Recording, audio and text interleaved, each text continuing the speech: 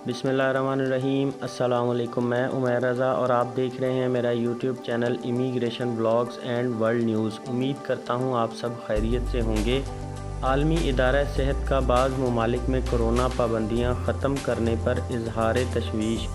आलमी इदारा सेहत ने बाज़ ममालिक में कोरोना पाबंदियां ख़त्म करने पर तशवीश का इजहार करते हुए कहा है, कोरोना वबा के ख़िलाफ़ फ़तह का ऐलान क़ब्ल वक्त है।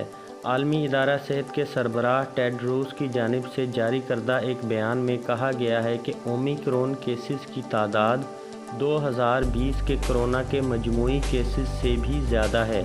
बयान में मज़ीद कहा गया कि हम ममालिक से लॉकडाउन की सूरत हाल में वापस जाने को नहीं कह रहे, लेकिन तमाम ममालिक वैक्सीन के साथ तमाम एहतियाती तदाबीर इख्तियार करें। वाज़ेह रहे कि डेनमार्क ने कोरोना केसेस में इजाफे के बावजूद पाबंदियां ख़त्म करने का ऐलान किया।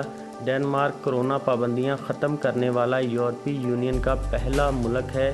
इसके अलावा कनाडा के सूबे क्यूबेक में वैक्सीन ना लगवाने वालों पर टैक्स लगाने का ऐलान तनकीद पर वापस ले लिया गया है।